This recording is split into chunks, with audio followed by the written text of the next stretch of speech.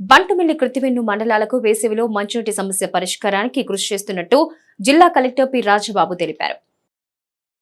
బంటుమిల్లి కృత్తివెన్ను మండలాలకు వేసవిలో మంచినీటి సమస్య పరిష్కారానికి కృషి చేస్తున్నట్టు జిల్లా కలెక్టర్ పి రాజబాబు తెలిపారు. బంటుమిల్లి, మల్లేశ్వరం, కృత్తివెన్ను, లక్ష్మీపురం గ్రామాల్లో మెగా వాటర్ స్కీమ్లను జిల్లా collector P Rajababu, ZP chairperson Uppala Harika, పెరణ నియోజకవర్గం వైఎస్ఆర్సీపీ ఇన్ఛార్జ్ ఉప్పల రాము పరిశీలించారు. రాబోయే వేసవి కాలంలో నీటి ఎద్దడి అరికట్టే విధంగా అధికారులతో కలెక్టర్ రాజబాబు సమీక్షా కార్యక్రమం నిర్వహించారు. ఈ సందర్భంగా జిల్లా కలెక్టర్ పి రాజబాబు మాట్లాడుతూ జిల్లాకు శివారు ప్రాంతమైన బంటుమిల్లి, కృత్తివెన్ను మండలాల మంచినీటి చెరువులకు నీరు రావటం లేదని ఇచ్చిన ఫిర్యాదు మేరకు క్షేత్రస్థాయిలో పరిశీలించానన్నారు. తీర మండలాలవ్వటంతో ఈ ప్రాంతంలో ఉప్పు నీరు భూగర్భంలో అధికంగా ఉంటుందని, కాబట్టి ఈ ప్రాంత ప్రజల త్రాగునీటి అవసరాల నిమిత్తం కాలువల ద్వారా అదనంగా నీటి సరఫరా చేస్తున్నామన్నారు.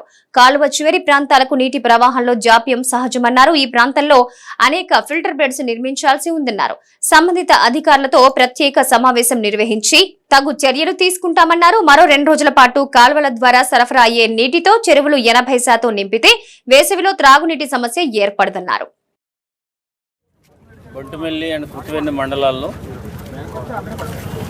డ్రింకింగ్ వాటర్ సమస్య మీద మన గౌరవ జెడ్పీ చైర్మన్ గారు, వారి హస్బెండ్ రాము గారు, నా పడిన ఇన్ఛార్జ్ గారు చాలాసార్లు కంప్లైంట్ చేయడం జరిగింది.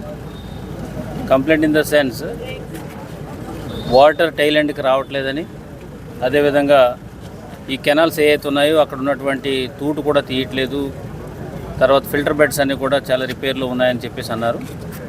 దాన్ని బేస్ చేసుకుని ఈరోజు ఫిజికల్గా విజిట్ చేయడం జరిగింది. అయితే వాటర్ ఇన్ఫ్లో కొంచెం తక్కువ ఉండడం వల్ల టైలెండ్కి స్లోగా రావడం జరుగుతుంది. అయినప్పటికీ కూడా గవర్నమెంట్ మనం రిక్వెస్ట్ చేసాము.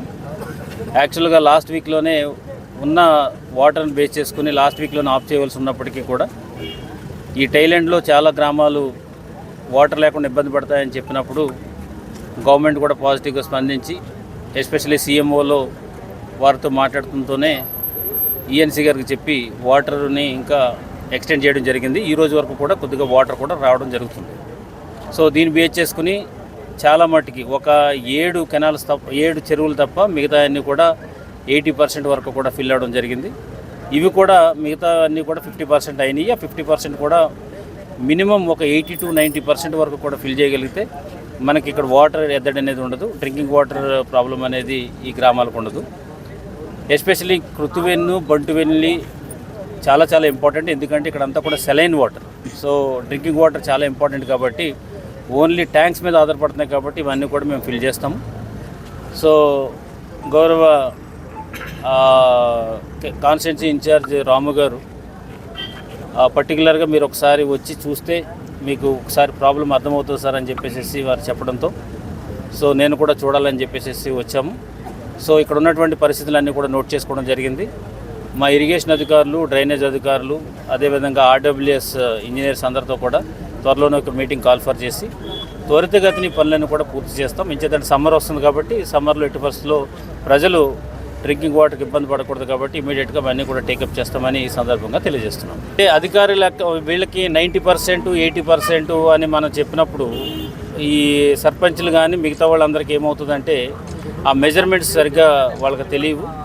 దాని ద్వారా వాళ్ళకి ఎక్కువగా వాటర్ రాలేదనే ఒక అపోహ ఉంటుంది. అయితే మనకు మెజర్మెంట్స్ ఉన్నాయి. సో మనం మెజర్ చేస్తాము ఎంత రిక్వైర్మెంట్ ఉంటుందని చెప్పేసి అది ఉంటుంది కాబట్టి దానికి. రెండోది ఏంటంటే ఈ సర్పంచ్లు వీళ్ళందరూ కూడా చేసింది ఏంటంటే వాటర్ క్వాలిటీ సరిగ్గా లేదు, ఫిల్టర్ బెడ్స్ అన్నీ కూడా పోయినాయి అని చెప్పేసి అన్నారు కాబట్టి అది కూడా వాస్తవమే. మా ఇంజనీరింగ్ సైడ్ నుంచి కూడా అది కూడా చూశారు. వాళ్ళందరికైతే టెండర్స్ ఇష్యూ చేస్తాం. సో టెండర్స్కి ఆల్రెడీ కాల్ఫర్ చేయడం జరిగింది. త్వరలోనే కాంట్రాక్ట్స్ని ఐడెంటిఫై చేసి వర్క్ చేయిస్తాము.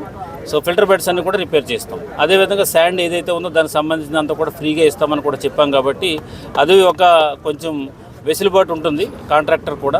అది ఎంత ఇదైనప్పటికీ కూడా ఆ శాండ్ అయితే నేను ఫ్రీగా ఇప్పిస్తాము ఫిల్టర్ బెడ్కి సంబంధించి. సో అదొక ఎంకరేజ్మెంట్ ఉంటుంది కాబట్టి కాంట్రాక్ట్స్ కూడా ముందుకు వచ్చి పనిచేస్తే ఆల్మోస్ట్ ఒక 1 monthలో ఇవన్నీ కనుక చేయగలిగితే మనకి సమ్మర్ ఎద్దడి అనేది ఉండదు, మంచి వాటర్ అందరూ కూడా సప్లై అవుతుంది. న్యాయ వ్యవస్థను దెబ్బతీసే విధంగా వైసీపీ ప్రభుత్వం ఏపీ భూ యాజమాన్య హక్కుల చట్టం తెచ్చిందని మాజీ మంత్రి పోలిట్ బ్యూరో సభ్యుడు కొల్లు రవీంద్ర ఆరోపించారు. న్యాయ వ్యవస్థను దెబ్బతీసే విధంగా వైసీపీ ప్రభుత్వం ఏపీ భూ యాజమాన్య హక్కుల చట్టం తెచ్చిందని మాజీ మంత్రి పోలిట్ బ్యూరో సభ్యుడు కొల్లు రవీంద్ర ఆరోపించారు. ఏపీ భూ యాజమాన్య హక్కుల చట్టం తక్షణమే రీకాల్ చేయాలని మచిలీపట్నం బార్ అసోసియేషన్ నిర్వహిస్తున్న రౌండ్ టేబుల్ సమావేశంలో కొల్లు రవీంద్ర పేర్కొన్నారు. ఈ సందర్భంగా ఆయన మాట్లాడుతూ నూతన చట్టం ఏకపక్షంగా రాత్రికి రాత్రి తీసుకురావడంతో దీన్ని చీకటి చట్టంగా అభివర్ణించారు. సివిల్ కోర్టు యొక్క పరిధిని తగ్గిస్తూ ప్రజల భూమి యాజమాన్యాన్ని నిర్ణయించే హక్కు ప్రభుత్వంచే నియమించిన అధికారికి అప్పగించడం ఎంతవరకు సమంజసమని ప్రశ్నించారు. ఆ ప్రభుత్వ నిర్ణయాన్ని ప్రశ్నించాలంటే ప్రజలు హైకోర్టుకు వెళ్లాలనే నిబంధన ఆ చట్టంలో పెట్టడం వల్ల న్యాయం ప్రజలకు అందుబాటులో లేకుండా పోతుందని పేర్కొన్నారు. ఇప్పటికే 41A నోటీసు ద్వారా క్రిమినల్ కేసుల్లో వృత్తిని కోల్పోయిన న్యాయవాదులు నూతనంగా ఏర్పాటు చేసిన ఏపీ టైటిలింగ్ యాక్ట్ జీవో 512/23 వల్ల సివిల్ కోర్టు పరిధి కూడా పూర్తిగా తగ్గిపోతుందన్నారు. రాబోయే తెలుగుదేశం ప్రభుత్వంలో దీనికి పరిష్కార మార్గం చూపిస్తామని హామీ ఇచ్చారు. మరి రాష్ట్ర వ్యాప్తంగా కూడా ఇది అన్ని వర్గాలకి ఇబ్బంది కలిగించే చట్టం. దీన్ని ఎట్టి పరిస్థితులు కూడా అమలు చేయడానికి వీల్లేదని చెప్పి దాదాపు 3 నెలలుగా మరి న్యాయవాదులందరూ కూడా దీని మీద పెద్ద ఎత్తున రాష్ట్ర వ్యాప్తంగా కూడా అన్ని బారుల్లో మరి వాళ్ళు కోర్టులు బాయ్కాట్ చేసి నిరసన తెలియజేయడం జరుగుతోంది. మరి అందులో భాగంగా మచిలీపట్నంలో కూడా బార్ అసోసియేషన్ అధ్యక్షులు హరిబాబు గారి ఆధ్వర్యంలో అలాగే న్యాయవాదులందరూ కూడా మరి విధులను బాయ్కాట్ చేసి 3 నెలలుగా ఈ ప్రభుత్వానికి నిరసన తెలియజేస్తా ఉన్నా కనీసం ఈ ప్రభుత్వం స్పందించట్లే. ఈ హక్కు ఏదైతే భూ హక్కు చట్టం వల్ల ప్రతి ఒక్కరికి కూడా సామాన్యులు అందరూ కూడా ఇది ఇబ్బంది కలిగించేటటువంటి చట్టం. ఇది ఒక న్యాయవాదులకు సంబంధించింది ఒకటే కాదు ఇది. ఎందుకంటే ఇవాళ ఎవరైతే భూమి కలిగి ఉంటుందో ఎక్కడన్నా అక్కడ చిన్న డిస్ప్యూట్ వచ్చినా మనకు తెలియకుండానే వేరే వాళ్ళు దాని మీద అధికారాలు సృష్టించుకుంటే దాని మీద గతంలో కోర్టులకు వెళ్ళి మనం న్యాయం చేసుకునే దానికోసం మనకి అవకాశాలు ఉండేవి. కానీ అలాంటి అవకాశాలు లేకుండా డైరెక్ట్ ఆర్డీఓకి మొత్తం కూడా ఈ బదలాయించి చేయటం వల్ల ఇవాళ ఎవరైతే అధికారంలో ఉంటారో వాళ్ళ యొక్క కనుసన్నల్లోనే వాళ్ళ అధికారులందరూ కూడా పనిచేసే పని ఉంటుంది. పూర్తిగా న్యాయం అనేది దొరకకుండా పోయే పరిస్థితి ఉంటుంది. దీనివల్ల పెద్ద ఎత్తున మరి నగదు కూడా చేతులు మారే పరిస్థితి ఉంటుంది. అధికారాలను కూడా ఉపయోగించుకునే పరిస్థితి ఉంటుంది. సామాన్యులు నష్టపోయే పరిస్థితి ఉంటుంది. కాబట్టి ఇది న్యాయమైనటువంటి ఈ భూ హక్కు చట్టం మీద చేస్తున్నటువంటి పోరాటానికి ప్రతి ఒక్కరు కూడా సంపూర్ణ మద్దతు తెలియజేయాలా. మరి గతంలో కూడా చంద్రబాబు నాయుడు గారు గుడివాడ వచ్చినప్పుడు గుడివాడ సభలో క్లియర్గా చెప్పడం జరిగింది. ఈ ప్రభుత్వం తీసుకున్నటువంటి ఈ చట్టాన్ని ఖచ్చితంగా రద్దు చేయాలి. లేని పక్షంలో తెలుగుదేశం పార్టీ రేపు అధికారంలోకి వచ్చిన తర్వాత జనసేన తెలుగుదేశం పార్టీ ఈ చట్టాన్ని సంపూర్ణంగా రద్దు చేస్తామని కూడా వారు చెప్పడం కూడా జరిగింది. ఇవాళ ముఖ్యమంత్రి గారు స్పందించరు. రెవెన్యూ శాఖ మంత్రి గారు చెప్తే ఏమీ జరగట్లేదు కదా అని చెప్పి వారు మాట్లాడతారు. ఇవాళ కోర్టులో మరి ఇవాళ హైకోర్టులో కూడా ఈరోజు దాని మీద ఒక నిర్ణయం వచ్చేదానికి అవకాశం ఉంది. కానీ ఇది ప్రభుత్వ పరిధిలో ఉన్నటువంటి దీన్ని ఎందుకు ఈ ప్రభుత్వం నిర్లక్ష్యం చేస్తూ ఉంది? కేవలం ఇవాళ ఈ ప్రభుత్వంలో ఒక అనాలోచితమైనటువంటి నిర్ణయాలు తీసుకుని ప్రజలకు ఇబ్బంది కలిగించే పరిస్థితులు. ఇవాళ డెత్ సర్టిఫికేట్ మీద ముఖ్యమంత్రి గారి బొమ్మ ఏంటండి? ఇవాళ మనం కొనుక్కున్నటువంటి మన ఆస్తుల మీద ఆయన బొమ్మలు ఏంటండి? ఇది ప్రభుత్వం ప్రవేశపెట్టిన ప్రజా వ్యతిరేక భూ చట్టం మీద ఆంధ్రప్రదేశ్ ఆంధ్రప్రదేశ్ బార్ అసోసియేషన్ మొత్తం న్యాయవాదులు గత 3 నెలల మట్టి న్యాయవాదులు విధులు బహిష్కరించి దీని మీద అనేక రకాల పోరాటాలు చేస్తున్నారు. అయినా సరే ప్రభుత్వంకి ఏం కనికరం లేదు. ఈ చట్టం వల్ల ప్రజలకు, మా న్యాయవాదులకు కంటే ప్రజలకు ఎంతో హాని కలిగే చట్టం ఇది. దీన్ని రద్దు చేయమని అఖిలపక్ష పార్టీల నిర్ణయాలు కానీ అన్ని రాజకీయ నాయకులతో ఒత్తిడి తేవటం, ప్రజల్లో తీసుకెళ్ళటం, అన్ని బార్ అసోసియేషన్లు ప్లేడర్లంతా రోడ్డు మీద నిలబడి 3 నెలల మట్టి విధులు బహిష్కరించి ఎంతో కష్టపడుతూ ఈ ఉద్యమాన్ని ముందుకు తీసుకెళ్తున్నాము. మన రెవెన్యూ మినిస్టర్ కొంచెం ఇంకా ఇంప్లిమెంట్ చేయాలని చెప్తున్నారు తప్పితే దీని మీద సరైన అవగాహన కల్పించట్లేదు ప్రజలకి. దీని మీద ఈ ఉద్యమాన్ని ఇవాళ హైకోర్టులో ఇవాళ బెంచ్గా ఉంది. ఇది ఏ నిర్ణయం ఇవాళ స్టే వస్తే మంచిది అనుకుంటున్నాం మేము. లేని పక్షంలో దీన్ని ఇంకా ముందుకు తీసుకెళ్లాలని ఆంధ్రప్రదేశ్ అంతటా బార్ అసోసియేషన్లు అందరూ, న్యాయవాదులందరూ దీన్ని ఇంకా ముందుకు తీసుకెళ్లాలని మా మచిలీపట్నం బార్ అసోసియేషన్ తరపున మేము విజ్ఞప్తి చేస్తున్నాము.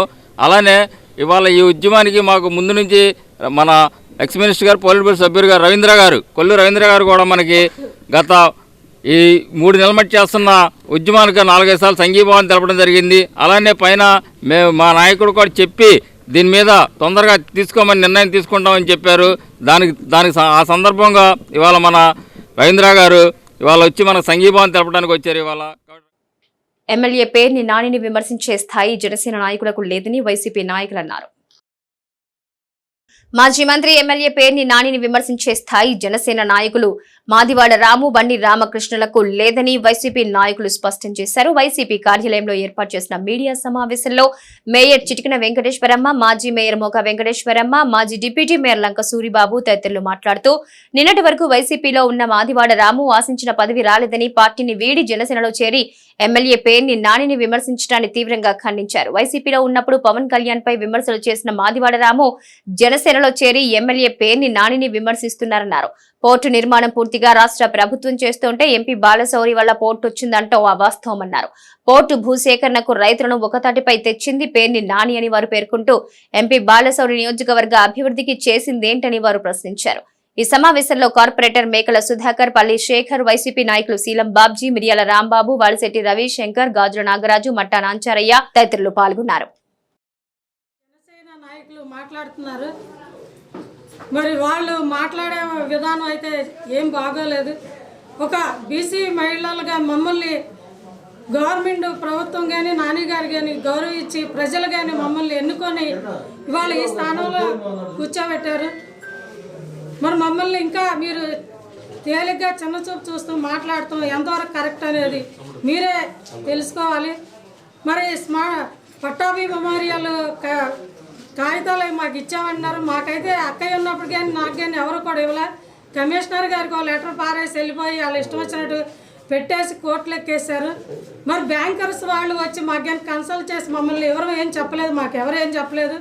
తర్వాత కొంతమంది నాయకులు ఎవరెవరో వచ్చి మేము ఇచ్చాము అయ్యాని అని చెప్పి పిచ్చి కాగితాలు ఒకటి తీసుకొచ్చి ఇవ్వడం జరిగింది. మరి మహిళలు మాట్లాడేటప్పుడు ఇంత తక్కువ చేసి మాట్లాడతాం, వాళ్ళకి సంస్కారానికే వదిలేస్తున్నాము. ఎప్పుడు కూడా ఇలా మాట్లాడితే ప్రజలు ఎవరు హర్షించరు. ఇవాళ ప్రభుత్వాలు పార్టీలు వస్తూ ఉంటాయి, వెళ్తూ ఉంటాయి. మనుషులు ఎలాంటి వాళ్ళు ఎలా బ్రతుకుతున్నారు అనేది గమనిస్తూ మాట్లాడాలి. వాళ్ళ సమాజంలో బ్రతుకుతున్నప్పుడు ఎలా పడితే అలా మాట్లాడితే వాళ్ళు నమ్మే పరిస్థితుల్లో ఎవరు జనాలు కూడా లేరు. మరి ఎంపీగా ఉండి ఆయన మాకు ఏ ఒక్కరోజు కూడా మమ్మల్ని పలకరించింది కూడా లేదు. మేము ఇన్ని సంవత్సరాల నుంచి రాజకీయంలో ఉన్నామంటే మా రాజకీయ గురువులు పేర్ని వెంకటరామయ్య గారితోనే ఉన్నాము. ఆయన మాకు ఎలాంటి సంస్కారంగా రాజకీయ నాయకులు తయారు చేశారు కానీ ఎలా పడితే అలా అబద్ధాలు మాట్లాడతాం మాకు నేర్పలేదు.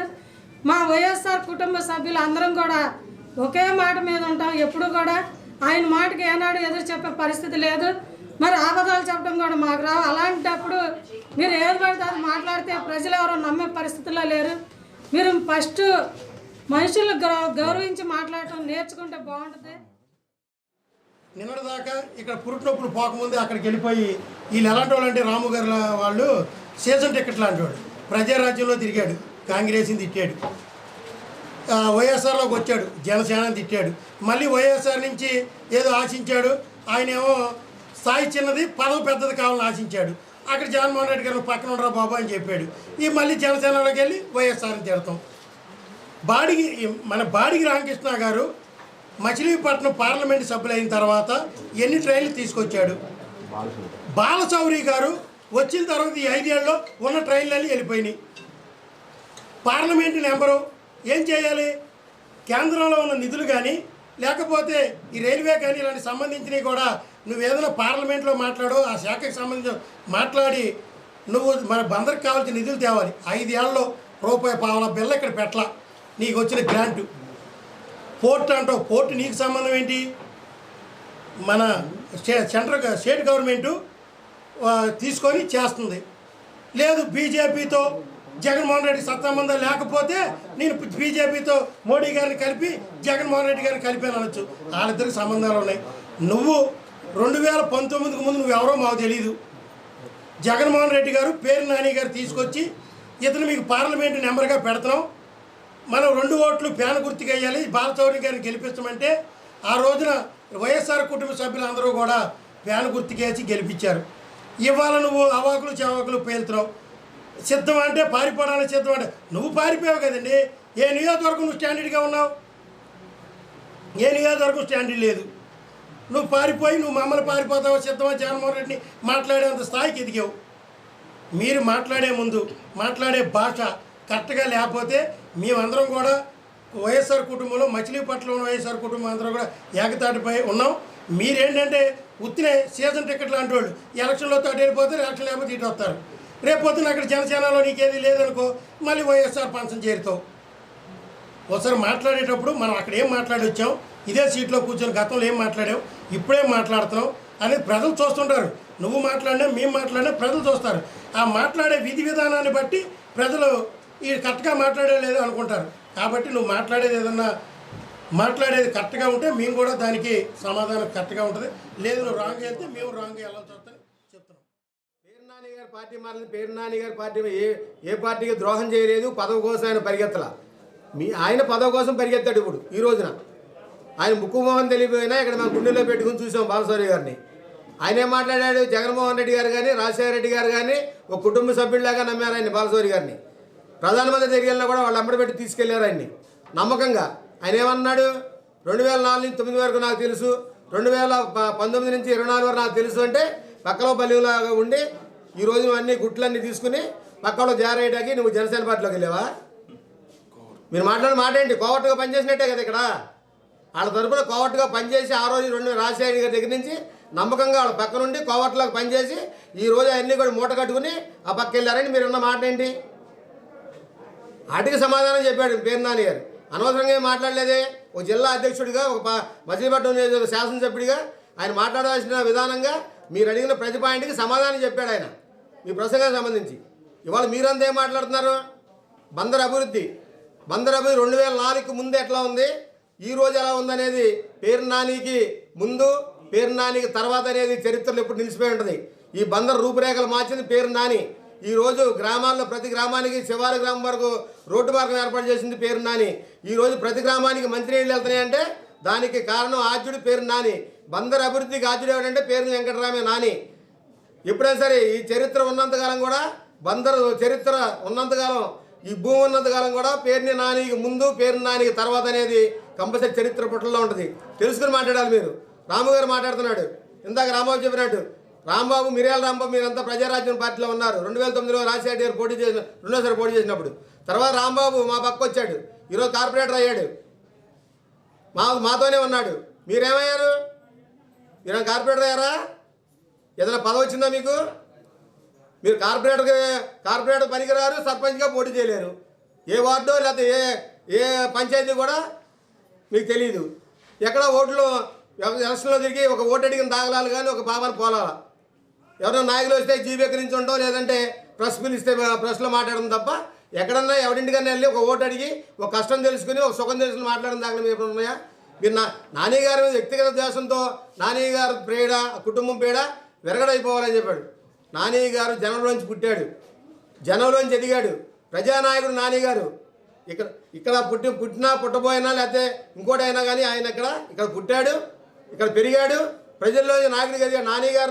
నాని గారిని నాయకత్వం చెప్పేప్పుడు కూడా పేరుని కృష్ణమూర్తి గారు ఇలాగే మీలాంటి వాళ్ళందరూ బయలుదేరి ఆ రోజు కూడా ఇట్లాగే చేశారు. మళ్ళీ ఈరోజు కిట్టు వస్తున్నాడని చెప్పేసి దొగ్ధ మీకు. మీరేమో నాన్నగారి స్థాయి మనుషులా? మీరు నాన్నగారి స్థాయి మనుషులేం కాదు కదా. ఒక వార్డు లేదు, ఒక పంచాయతీ లేదు, ఒక ఇది దశాదిశ లేని వాళ్ళు మీరు. దశాదిశ లేని పార్టీలోకి వెళ్ళారు మీరు ఈరోజు. అదే కాపుల గురించి మాట్లాడుతున్నారు. కాపులకు రాజ్యాధికారం కావాలని కాపు యువత కోరుకుంటుంది. రాజ్యాధికారం కావాలని కోరుకున్న యువత ఇవాళ పవన్ కళ్యాణ్ గారు తిరుగుతుంది. కానీ ఆయన ఏం చేస్తున్నాడు? చంద్రబాబు నాయుడు గారు చుట్టూ తిరుగుతున్నాడు. చంద్రబాబు నాయుడు గారు పల్లకమేటకి కాపు యువత సిద్ధంగా లేదు. నీటిపారుదల శాఖ సిబ్బంది నిర్లక్ష్యం వల్లే 10 ఎకరాల మినప పంట పూర్తిగా నీట మునిగిందని పెడనకు చెందిన రైతు వీరంకి నరసింహారావు ఆవేదన వ్యక్తం చేశాడు. కాలువ మీద పనిచేసే సిబ్బంది నిర్లక్ష్యం వల్లే తమ పంట పూర్తిగా నీట మునిగిందని రైతు వీరంకి నరసింహారావు ఆవేదన వ్యక్తం చేశాడు.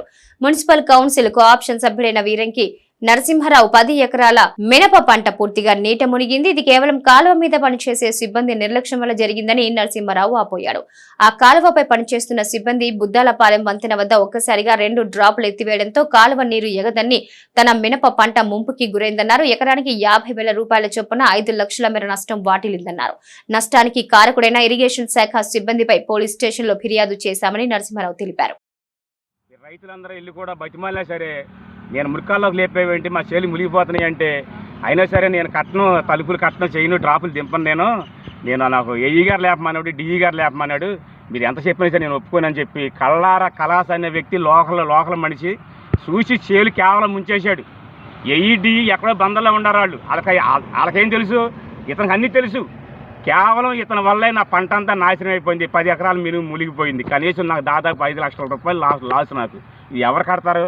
ఇట్లా అట్లాగే మామూలుగా విఆర్ఓ రమ్మన్నాను, ఎంఆర్ఓ గారిని కలిశాను, రాత్రి ఎస్ఐ గారిని కలిశాను.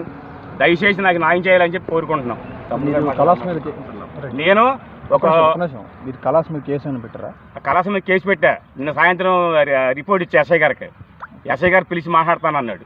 అంటే దాంతోపాటు మీ ఒక్కరిదేనా ఇంకా రైతు? ఈ పొలం అంతా నేను కౌలు చేస్తున్నాను, సొంతం కొనుక కాదు. ఇది పెడన నా ఇల్లుది. కోనపరెడ్డి శ్రీనివాస అన్నదమ్ములు వాళ్ళందరూ ఉన్నారు. ఆ పొలం నేను చేస్తున్నాను. ఎస్ఐ గారితో కూడా నేను కంప్లైంట్ ఇచ్చి వచ్చాను, మాట్లాడితే వాళ్ళు పిలిపించి మాట్లాడతాను అన్నాడు. ఇంతవరకు అసలు ఏమీ సమాధానం లేదు. మీడియాని కూడా రమ్మన్నాను దయచేసి, అందుకే మీడియా వచ్చింది. రైతుల బాధ చెప్తే నేను ఒక కౌన్సిలర్ అయి ఉండే నా మాట ఇంట్లో ప్రసాద్ అన్నవాడు. చేవులు మునిగిపోతాయి కళ్ళ ముందని చెప్తుంటే ఏఈడి వస్తేనే కానీ చెప్తాను కానీ కట్టను అంటున్నాడు. మీరు అధికార పార్టీ కౌన్సిలరా? అవును, నేను వైఎస్ఆర్ పార్టీ కౌన్సిలర్, 11వ వార్డు కౌన్సిలర్. నా పేరు వేరే. ప్రతి ఒక్కరూ ఆరోగ్యంగా ఉండాలనేది ముఖ్యమంత్రి వైఎస్ జగన్మోహన్ రెడ్డి లక్ష్యమని మేయర్ చిటికిన వెంకటేశ్వరమ్మ పేర్కొన్నారు. ప్రతి పేదవాడికి మెరుగైన వైద్యం అందేలా ముఖ్యమంత్రి వైఎస్ జగన్మోహన్ రెడ్డి కృషి చేస్తున్నారని మేయర్ చిటికిన వెంకటేశ్వరమ్మ పేర్కొన్నారు. నగరపాలక సంస్థ పరిధిలోని 39వ డివిజన్లో జగనన్న ఆరోగ్య సురక్ష శిబిరంలో ఆమె పాల్గొన్నారు. ఈ సందర్భంగా మేయర్ చిటికిన వెంకటేశ్వరమ్మ మాట్లాడుతూ ప్రతి ఒక్కరూ జగనన్న ఆరోగ్య సురక్ష పథకాన్ని సద్వినియోగం చేసుకోవాలని కోరారు. సురక్షలో భాగంగా వివిధ రకాల వైద్య పరీక్షలు నిర్వహిస్తున్నట్టు తెలిపారు. ప్రతి ఒక్కరూ ఆరోగ్యంగా ఉండాలనేది జగనన్న లక్ష్యమని స్పష్టం చేశారు. ఈ కార్యక్రమంలో corporator Gopisetti Satish, co option corporator Matta Tulasi, వైద్య సిబ్బంది తదితరులు పాల్గొన్నారు. జగనన్న ఆరోగ్య సురక్ష క్యాంపులో భాగంగా 39వ డివిజన్ గోపిశెట్టి సతీష్ గారి డివిజన్లో ఈరోజు జగనన్న ఆరోగ్య సురక్ష కార్యక్రమం జరుగుతుంది. దానిలో భాగంగా గతంలో మరి ఆరోగ్య సురక్ష ఇంతకు ముందు అన్ని వార్డులు కలిపి పెట్టడం జరిగింది.